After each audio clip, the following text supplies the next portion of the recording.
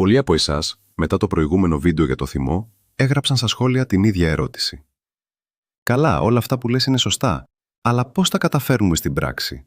Πώς σταματάμε το θυμό όταν μας κατακλείζει? Και έχουν δίκιο. Δεν αρκεί να ξέρουμε ότι ο θυμός είναι κακός. Το πρόβλημα είναι εκείνη η κρίσιμη στιγμή που ανάβει μέσα μας η φωτιά και δεν ξέρουμε πώς να την σβήσουμε. Σήμερα θα μιλήσουμε για αυτό ακριβώς, με απλά, πρακτικά βήματα που μας έδωσαν οι Άγιοι Πατέρες, άνθρωποι που αγωνίστηκαν με τα ίδια πάθη που αγωνιζόμαστε κι εμείς σήμερα. Ο Άγιος Ιωσήφ ο Ησυχαστής έδωσε μία απλή αλλά βαθύτατη συμβουλή. Είπε: «Όταν σου έλθει θυμός, κλείσε το στόμα σου δυνατά και μην ομιλήσεις». Τόσο απλό και τόσο δύσκολο. Γιατί ο θυμός θέλει να μιλήσει, θέλει να κραυγάσει, θέλει να πληγώσει. Και αν του δώσουμε αυτή τη δυνατότητα, η ζημιά είναι ήδη γίνει. Λόγια που υπόθηκαν στο θυμό δεν ξεχνιούνται εύκολα, πληγώνουν, σπάνε σχέσεις.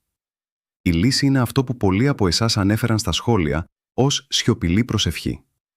Τη στιγμή που νιώθεις ότι ανάβεις, αντί να μιλήσεις, πες μέσα σου μόνο αυτό.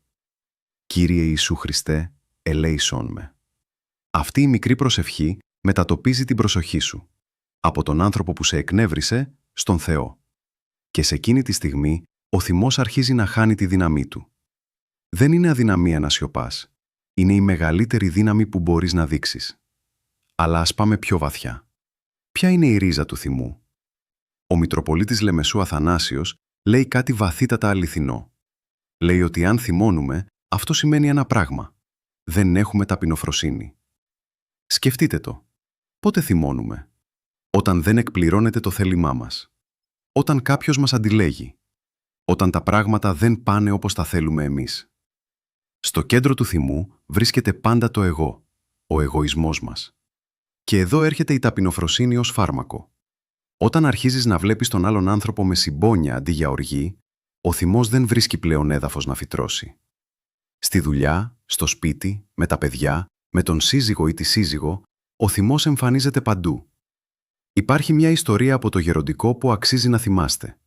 Ένας χριστιανός, γνωστός για την πίστη του, είχε έναν γείτονα που ήθελε να τον δοκιμάσει. Έβαλε κρυφά την αγελάδα του στον κήπο του χριστιανού που κατέστρεψε όλη τη φύτευση. Και ο χριστιανός πήγε ήσυχα στον γείτονα και του είπε με πραότητα: «Αδελφέ, η αγελάδα σου ξέφυγε. Έλα να σε βοηθήσω να την φέρεις πίσω». Ο γείτονας συγκλονίστηκε. Εκείνη η αντίδραση τον άγγιξε περισσότερο από οποιαδήποτε κήρυξη. Αυτή είναι η δύναμη της πραότητας. Δεν είναι αδυναμία. Είναι η υψηλότερη μορφή δύναμης. Δεν σας ζητάω να γίνετε άγιοι από αύριο. Ο αγώνας κατά του θυμού είναι αγώνας ολόκληρης ζωής.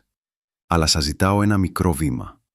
Αύριο, την επόμενη φορά που θα νιώσετε τον θυμό να ανεβαίνει, σταματήστε.